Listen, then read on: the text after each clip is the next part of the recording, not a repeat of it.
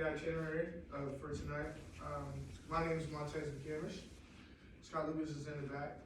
We will talk from 4:30 to 4:50. And then at 4:50 to 4:10, we're going to have our first speaker, which is going to be Brandon Savage. He'll tell you a little bit about himself when it's his time to speak. And then next, we're going to have our second speaker, Miss Teresa Sivak. I'm sorry. I'm pretty close. Miss Teresa Sivak. She will be speaking from 5:10 to 5:30. Then we're going to open up the floor and we're going to do the Q&A. That's where you are going to be able to ask questions about how it is that you might perceive how you might perceive your business to grow, or how you might want to, you might find something they might say to influence you in what it is that you might need yourself to grow. This is not making sense right now, but it will. It'll make more sense. That's how that's going to work. And then after that, you all sit back and you can network, trade cards. You don't have all these cards. You can trade it with your phone because you have social media. Anyway, Scott, we're going to let you go first. Thank you. All right. My name is Scott Lucas. Thanks for coming. So this is actually the first business mastermind that we wanted to kind of put on, and it was basically Montez's idea. And my role with Meade County Local is the back end, as far as the website, social media, everything of that nature. I pretty much help him make sure his content gets out to everybody else. There's not that much to it.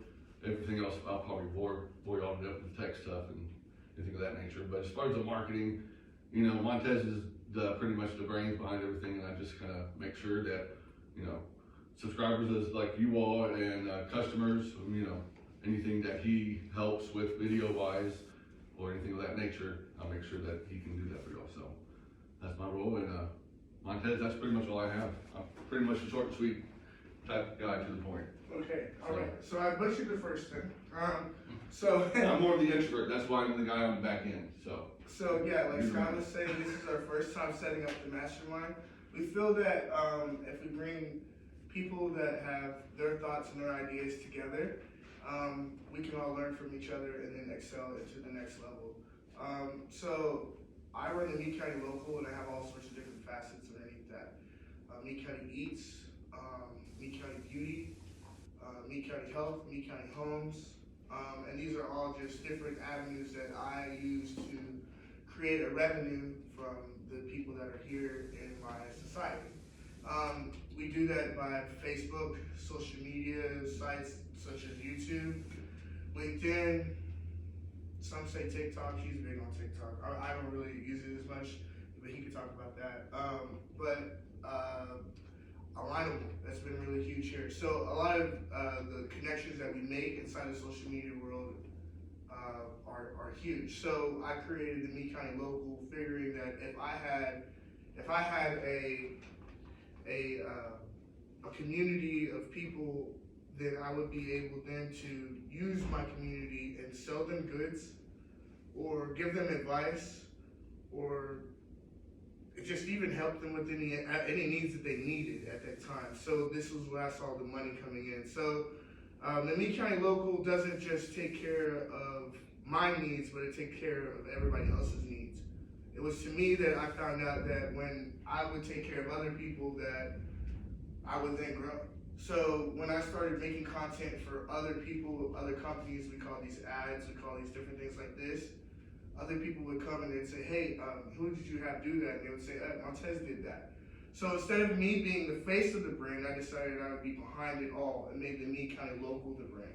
And then when I did that, I saw that other people would grow and thrive inside the Meade County Local, and this would move my brand. So then it wouldn't be me being the one in front of it.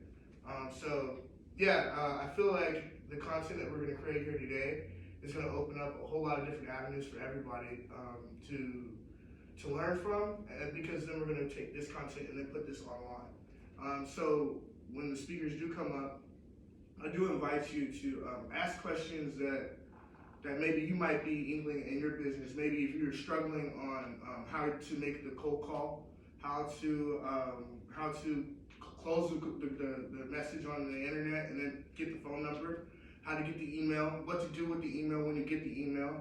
If you don't have a call to action, maybe some call to actions that some people have here, maybe you might ask them that. Now, I do want to kind of do this annually, so bear with me for messing up in the beginning. What time are we at right now? 1:36. So we got a little while longer, but it's okay because we don't have to be perfect on time. Our first speaker is going to be Brandon. Thank you. It's a little different when you're up here doing it, isn't it? I tell you what. Nice. We lost the lights. Nice. Oh no. They came back. Perfect. Motion activated, so we're going to walk around. How you guys doing tonight? Very good.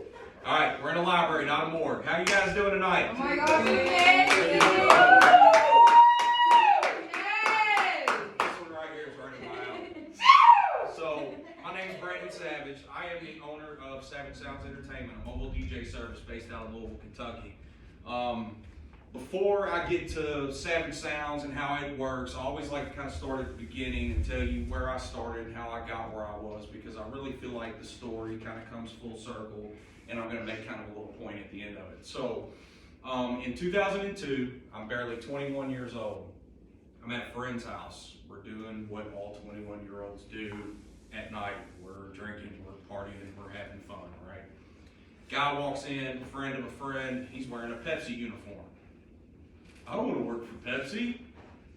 6 months later, I get a job at PepsiCo. Okay? Pepsi, that was it for me.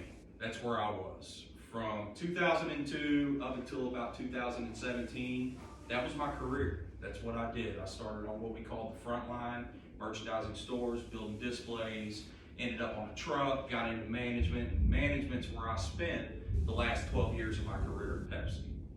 Now, in 2017, I'm living my life. That's my thing. I've gotten married at this point. I've got 2 kids.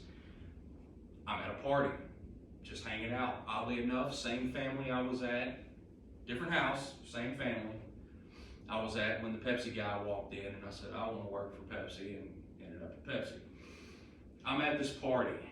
We're hanging out. I've always kind of been this person who's by the radio, right? Somebody's always manning the music whenever you're at a house function or partying or whatever. I was always that kind of person. So I'm manning the music on this laptop, and my buddy comes up to me and he goes, bro, you should be a DJ. And something just clicked, right? I didn't decide right then and there that I'm gonna start this DJ business and take it from here to there and all that. It was just something that clicked in my brain that said, you need to do this. You need to explore this. So that week, I went out, I bought myself a small little mixing board called a controller. Everybody ever seen the 2 platters and the fader and the little lights that go around? Well, mine didn't have all that. It literally had 2 platters and a couple faders, and that's it. It was a $200 DJ controller. I sat in my basement for several months every weekend and taught myself. I already kind of knew a little bit about song structures. Anybody know what I mean when I say song structure? Does that make sense? It's all based on numbers. 1, 2, 3, 4, 1, 2, right? So I taught myself how to physically blend songs together and make it sound right. I started experimenting with how crowds of people or groups of people would react to certain songs. People would come over and hang out. My kids would have friends over, and I would be in the corner on my controller and my laptop just manipulating, I hate using that word, but that's really what it is, manipulating the energy of the room with the songs that I was playing, seeing how they reacted. I even took it so far as that same year, Pepsi every year would have something, they probably still have it now, I don't know because I'm not there anymore, but they have something called Employee Appreciation Week, where all of the supervisors and managers would come out and we would do special things for the employees as they were coming in and out from work. We'd cook them breakfast, we'd cook them lunch, and whatever else. I brought a PA system into Pepsi and had a playlist set out Again, at this point, I'm still not, hey, I'm starting a DJ business. This is strictly hobby at this point, okay? And I used that playlist while I was out cooking burgers and steaks and stuff for the guys and the girls, and watched their reactions to the music, okay? Several months of this goes on, and one day I'm sitting in my recliner after work, body's sore from throwing cases and doing what we do at Pepsi, and I look over at my wife and I say, I think I'm gonna start a side hustle as a DJ. I wanted to get my truck lifted. For those who don't know a whole lot about getting trucks lifted, it's expensive, okay? It costs lots of money. Wifey wasn't going for that right then on that salary. I put a Facebook post out there. I literally took a picture of an advertisement for the same DJ controller I had and a dance light. And I put it on Facebook. I snatched it right off of Google. Let me get that. Put it on Facebook, said, hey guys, I'm looking to start a side hustle. As this. If you know somebody's having a party, I'm not looking to get paid, I just want experience, okay? I put that out there. Within 4 hours, I was reached out to by the American Cancer Society, wanting me to donate my time to DJ an event called Purses, Pouches, and Pearls. They take a bunch of breast cancer survivors, put them in a room, they all play bingo for designer purses, Gucci, Versace, all that deal, right? I call it bingo numbers. Oh my God, I'm 4 hours into this venture and I've got an opportunity with the American Cancer Society. It's being hosted by Kelly K from DJ X. Anybody in or from around Louisville? You've heard Kelly K, right? Being hosted by her. I'm gonna get, my company's gonna get media exposure and this and that. Holy shit, you right? Only problem is I didn't have a company name. I didn't have a company. I just literally made this post, right? That was the spark that lit the fire for me to go out and get experience. So I started charging or asking, I'll take anything, birthday parties, bar mitzvahs, weddings, car shows, anything I could get my hands on to get in front of people and DJ live, I was doing it for next to nothing and sometimes nothing. Before I knew it, I had 50-something weddings under my belt, not counting special events, you know, birthdays, this kind of thing, right? My first wedding that I did, the first thing that hit my mind was, how can I be a DJ if I'm not a DJ? And what I mean by that is, I don't know if you can tell by me just standing up here, I'm not a game show host, right? I don't, hey everybody, thanks for coming, wave your hand, shake, you know, that's not me. I would look super stupid doing that. But thankfully, a wedding is not a place for that. Because a wedding between, you know, two people, it's about them.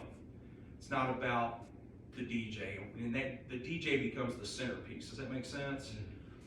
So in my mind, I'm thinking, how can I be a DJ if I'm not a DJ? And then it occurred to me that for the past however many years, I had been managing groups of people to accomplish a task.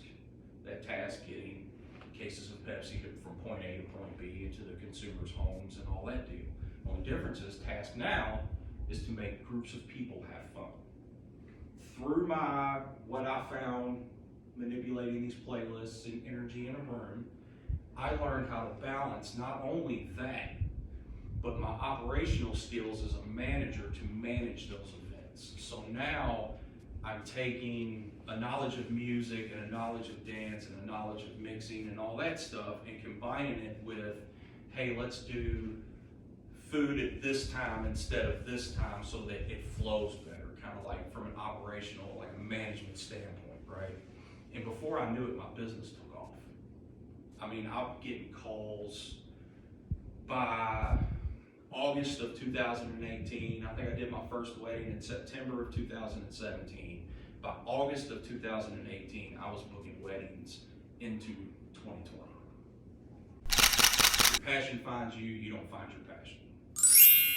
How do I find my passion?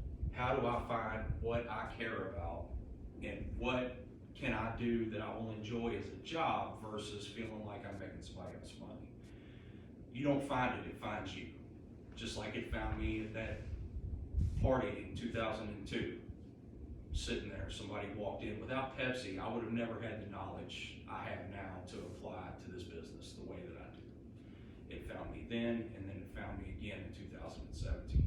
Message is, don't let fear stop you. If you have a formula in your mind that you believe in and you think works, go after it. You got to work for it. My point being, find something that makes you different in your business. Don't be the same cookie cutter DJ as everyone else. A little spin to make you different from whatever the competition in your business is. The other thing I've done is, anybody in here been through marriage? Married-ish? How long ago did you get married? Putting you on the spot, it's okay. Did you have a DJ or a band?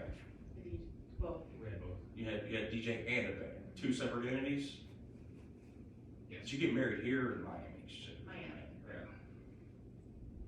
Don't answer this. I'll be able to tell about anywhere from $1,500 to $2,000. What'd you pay for music entertainment? It was $1,500. Okay. The DJ was $500 or $600? Yeah, 600. Yeah, $600. Okay. So, The band and was that's not bad. Here locally, your prices vary. They go up and down, right? What happens to a lot of people is you go into this. My business is a little bit different than somebody else's business. Who's looking to start a business? Show of hands. We already have businesses. Okay, all right. So you run a business. Do you run a business that is service oriented, or do you sell products? We have it's products with the meal prep and catering, and there's executive Okay, services so you have- and executive services that go with Rental it. property. So you have Separate overhead. though. Yeah. Yeah. Yeah. So with me, I don't have overhead. I mean, I do with equipment, you know what I mean? Gas, fuel, whatever, but there's not a lot of overhead to it. When you start a business, it's all about the money, right? That's the whole reason we're starting a business, is because we want to make money and we want to make a living and this and that. But don't be afraid to work for that. My time at Pepsi, I would go in at 6 a.m. some days. I might not get home till 7 o'clock at night. I'm working 12, 13-hour days. But it wasn't, I mean, it was work, but it was something that I had to do. It wasn't like I'm looking at the time for a time to go home. So because of that, when I came into the DJ business, I'm applying that as well. I'm not saying, hey, I'm gonna charge you $1,500 for 4 hours of service. I'm gonna charge you X and give you as much time as you need, right? I'm not gonna thump a watch and say, hey, we're done at this time. Do something different. Don't be afraid to not charge the maximum amount and get all that money, because it's a marathon, it's not a sprint, right? So many people come in and they start a business and they want to get the maximum return right off the jump. Something happens in that time frame and your business is crushed, right? If you're charging a premium for a service that you're not even you totally don't know how to do yet, right? And you drop the ball, a couple bad reviews and you're done, right? You come in, you be budget friendly, you raise your price over time as you grow value, but don't go too high. Now, I like to call it being the tallest midget in the room. I'm not the giant. I'm not walking through with a big target on my back, but I'm tall enough to hold my own. So if you're doing, you said meal preps? Yeah, make it person-centered. Say it again, I'm So sorry. like make it person-centered. Tailor-made for you. Yeah. So, That's our slogan. yeah, so find something, I don't know if your business would, right off the top of my head, if someone reaches out to you for something that's tailor-made to them, check out their social media, find out who their favorite sports team is, and throw them a sticker of the Wildcats or the Cardinals.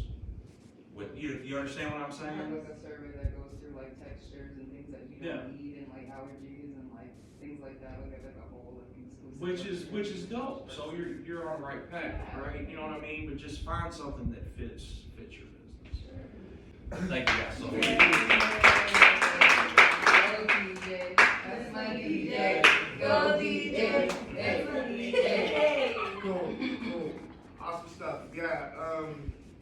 working with Brandon's been amazing, so I had to get him out here as the first one of the Shabbats out here. And I was like, hey, look, let's get him out here and talk a little bit about what it is that you did to get to where you're at and stay there. Now, the next speaker, I actually met her on Lineable. I've been talking about social media and how it's important to get on there and to talk to people. Some people say, hey, send 10 messages a day, you'll get maybe 3 responses, then do 10 more, do it again, and then you get 6 more responses, and then those other ones filter through. So what I did is I went on Reliable and I just did it one time and she answered right back. So I was like, that was awesome. Got her phone call, sat down, talked to her a little bit, and then she did it actually a whole different way. She did it with, what was it, you did it, not Skype, it was Zoom. Yeah, so we were doing a Zoom call and she's like, hey, let me see your face right away. I was like, oh gosh, here we go. it was all good. Without further ado, please, Miss Teresa Sivak. Okay. So I'm gonna share because I like to sit, because I work from home. So my name is Teresa Sivak, and I'm a social media marketing coach and brand strategist. So what I like to say is brand strategist, a little different from brand designer. So when you think of a brand designer, a brand designer is someone who creates logos and things of that nature, but think of the iceberg effect. Everything that you don't see in the bottom, that's what I do. Your message, your vision, these strategies and all that stuff. So that's what I do. Then you'll be able to hire your brand designer, and they'll create your logo and the colors and things of that nature based on what I recommended. So I resonate with you a lot, actually, because I started my business last year, but I've been coaching. I've been coaching for about 4 years. So I was in the military for a little while. That's where I met my husband. Here I am. But I was in the military for a little while, then I got out, pregnancy, I had my daughter, then I was a stay-at-home mom. And I decided to do something, because I was the type of person, or I am the type of person that I like to work. I'm Latina, so I've worked since I was 15 years old, my dad's store, supermarket, and it's all I've done. But then when I joined the military, I decided to not finish my contract because it's tough. So I leave all the military stuff to my husband. He's active duty. But when I decided to get out, I decided to have my own business. So I did the jewelry thing, to sell jewelry online. But before that, I used to sell clothes, my Poshmark. I mean, you guys know Poshmark. Sell anything and everything that I could for 10 years. So I hopped on Instagram. Like, as soon as it popped up that it was like hot and popping, I was one of those people that, like, you know what, Instagram, this seems cool. But, and I've been there since then. But after that, getting out of the military, I decided to have something on my own because, you know, as a woman, I didn't want to solely depend, and Latina at that, depend on my husband, you know, because he had all the bills and all that stuff, and, you know, I'm grateful for that, but I also wanted to contribute any way that I could, you know, even being a mom. So I decided to do my own thing, and he supported me in my business and all that stuff, but it didn't work out. It didn't work out because I wasn't doing the strategies, you know, because now on social media it's a little different. It's not just slap on the logo and take a picture of your product and service and call it a day. You gotta do a lot of stuff, because now you're competing with so many people that are doing the same thing as you. So what makes you different from, you know, the person next door that is doing the same thing as you? Selling jewelry. And being from Miami, a lot of people have their own businesses, jewelry, fashion, because that's what it is over there in Miami. And so when I decided to let go of that, I said, I have to do something that's going to teach me, you know, how to sell, that's going to teach me how to work with people online, because I was a stay-at-home mom. Plus, babysitting is so expensive. So I didn't want to put my kid in daycare. So I decided to do something like join an MLM. You guys know what that is, multi-level marketing. And there, gratefully enough, I am very grateful that they taught me how to sell. So doing it for almost 3 years, I learned how to sell large amounts of product in monthly, because we all went back to zero the next month. So how much money can you sell within a month? How many people can you bring in? How many people can you convince to start a business for $300, out of their pocket? And so after a while, my team grew to almost 300 people. So I was mentoring a lot of people from home and just doing all the stuff. So in 2020, I decided to kind of let it go or pause it, because I'm like, what am I doing that I can charge more? And this is something where we're a little different, because I'm a high ticket coach. So my services are, not $800, they're not $1,000, they're $25 up. Because of my experience, 10 years of social media, my education, academic and professional, bachelor's and master's degree in psychology and marketing and business. So a lot of that stuff, and also experience from mentoring so many people and teaching them, okay, this is how you can sell your product online. This is how you can show up. And so I became obsessed with learning how to sell fast. How can I sell this $30, $40 shampoo to someone online without them even knowing me? Or, hey, I can buy that same shampoo at Target for $5. I had to convince them, like, no, this is what it is. This is why you need it. And so it was an obsession learning how to market myself. So then I decided to get my degree in business and marketing, and it helped out. A lot of people, this is where I kind of have I don't agree as much. You really don't need a degree to do business, but a degree does open doors. Many doors that you would think they don't need to be open because you just have the experience. But now, if you're trying to work with a specific client, let's say a high ticket client or someone who is in a company based or high level based, well, you have to have some type of certifications. So right now, I'm working towards getting my brand strategist certification, so I should have that next month. But aside from that, I decided to do this because I also bet on myself. I'm like, man, I know so much of social media. I mean, I've mentored over 300 girls or women, moms, on how to sell online. And so I decided to, in 2020, December 2020, remember that in 2021, I was gonna start my marketing agency, TGS Marketing.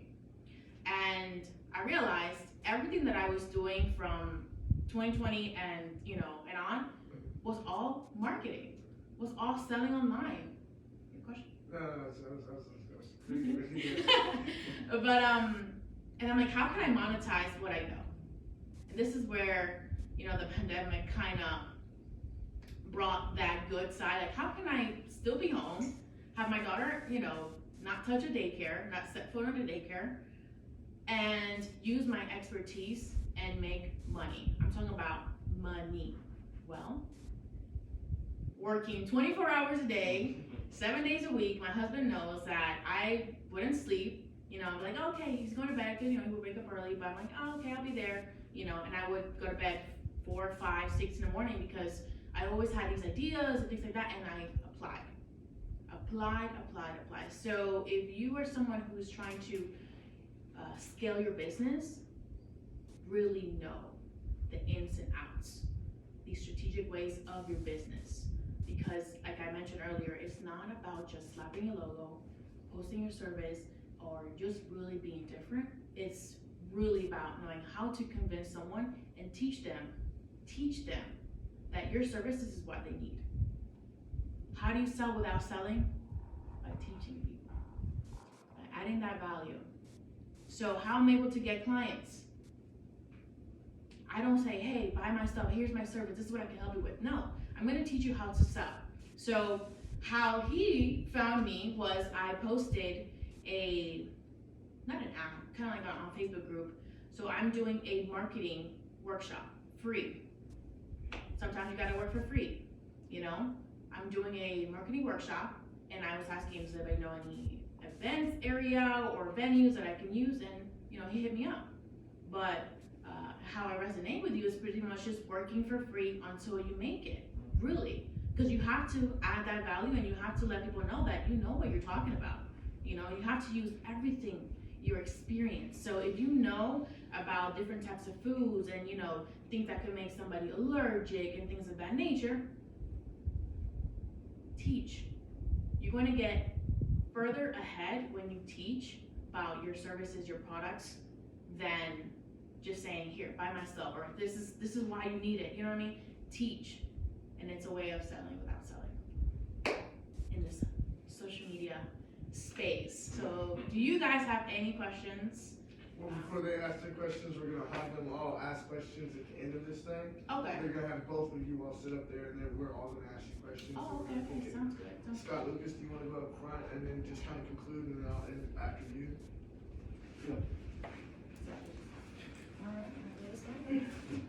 Everyone, round of applause, please. We'll go ahead and close it out.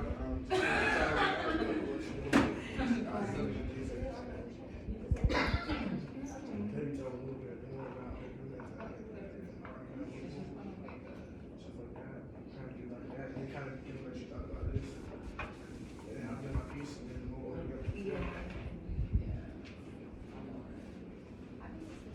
All right, so at this point in time, I'd like to see if you all got some value from the speakers. You all learned anything from the speakers or anything of that nature? Oh, yeah. You're good, of course. You know, social media and what you do as a DJ. You know, I had a buddy who did DJ in, what was his name? MPE Entertainment. So I helped him over there. So, you know, that's good that you add that to your business because a lot of DJs don't do that. With selling online, everybody needs social media. I mean, you know, it's the face of it's technology. It's going to be growing. So, that being said, I know Montez is going to just wrap this up, and then at this point in time, we'll just kind of like break out, do some networking, and then we'll come back up. And anybody has any questions or anybody else that wants to do some speaking, feel free to do that. Okay. All right, so, ladies and gentlemen, I hope you all enjoyed this. We would like to call this the Meade County Master Minds, very first one. I appreciate you two coming out and speaking for us and putting in what you all learned in the business and things like that in entrepreneurial space. I do think that what you said about teaching, somehow bringing value into the market. If it's not to teach someone, then maybe you do your services for free. Like for me, I'll go out there and I'll go do the ad for the person, and then just hope that whenever that ad does come out, that it'll fall over the eyes of people that need that change like that. And then on selling for me, one thing that I've actually started to figure out within the last couple of weeks is that genuinity stands out. So like for me, with the advertisement space, I'm not selling you anything. I'm helping you. So when I come to the table, when I make that phone call, because I do all my stuff on cold calls, I'm not cold calls. So when I cold call somebody, my main mind frame inside this thing is like, how can I help you? So like whenever I'm looking at this thing and I'm saying, how can I be the best helper for the Meade County local? All I wanted to do is to help people. And then so when I look at things this way, if you could help someone make $1,000, there's no reason why you can't make $1,000. You know. So anyway, we're gonna conclude. We're gonna have the two speakers come back up, and then we're gonna have it open up for Q&A. All right. So, ladies and gentlemen, who has a question? Please, anyone. Raise your hand. Anyone? All right. So my question is basically, okay, because I know that you had shared, Teresa? Okay. Teresa had shared about like having the military background, so I'm sure you've moved around. So I don't know how long you've lived in Kentucky, and then from the perspective of Brandon, you're from Kentucky, correct? Mm-hmm. Right. So I just kind of wanted if you all could both share on both perspectives, you kind of being in the military, moving around from different cities, and you being from Kentucky, like your perspective on like entrepreneurs in Kentucky, and basically like how the community can come together and kind of support each other here with other upcoming entrepreneurs in Kentucky, if that makes sense. Yes. It gets me. So, what I was saying earlier, that I'm conducting a free workshop for marketing. Right. So what I've realized, and the purpose really that I'm doing is because a lot of people don't know, especially here, they're not very social media savvy, I feel like. A lot of the businesses that I've searched, their social media is not, it doesn't sell me, you know, it doesn't. So I wanted to do this marketing workshop where I'm teaching just a few tips and tricks that could increasingly just promote your own products and services for you, you know, by maybe optimizing your bio or optimizing your Instagram, really putting in those keywords that are going to say, okay, this is myself and this is what I do and this is what I offer. Kind of saying buy, but not really buy, you know, because at the end of the day, I don't like to be sold to. I'm sure you don't like to be sold to. You don't like to be sold to or pressured to sell or buy things. So how you are using what you've learned with keywords to sell, you know, by being yourself, by storytelling. Storytelling is amazing, all right? Storytelling, you need to tell a story with your products and services.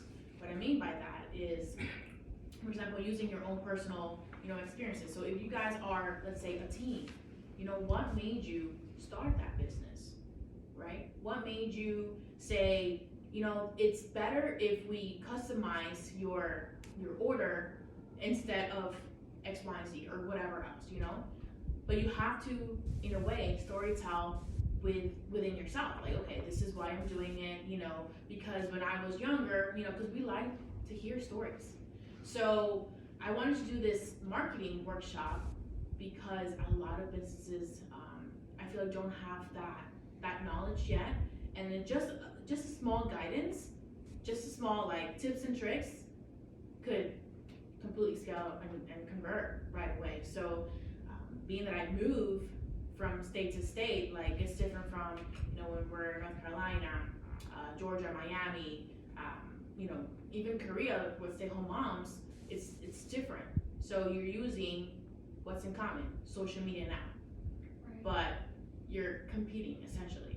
And how are you going to stand out? By being yourself, literally, by being yourself, teaching, and, you know, adding a little humor in there. You're not the type of person to be funny, but at the end of the day, you know, why do we go on social media?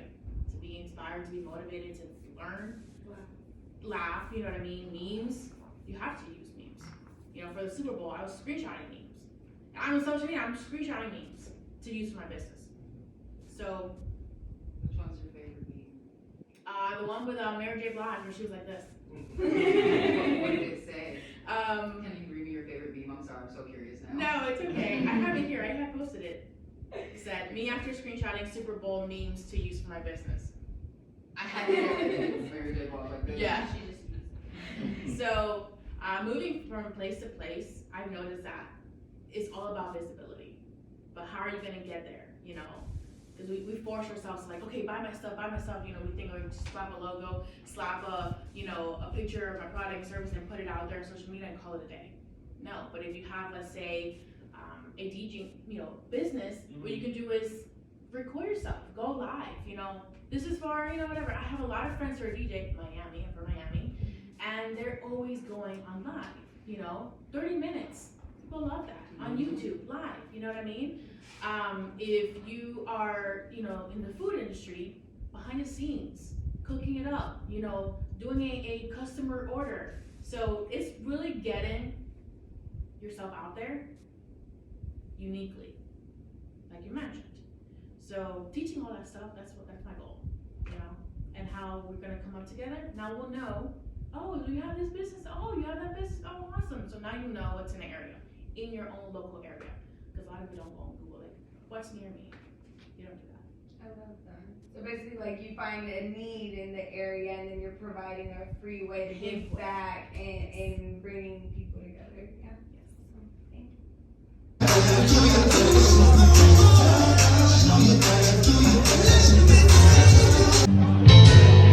Some people live for the fortune.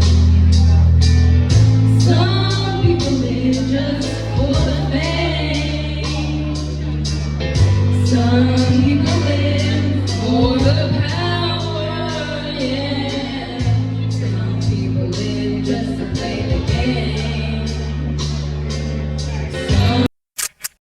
tune in with CKY and Treps, where we connect you with other Trep Savvy members.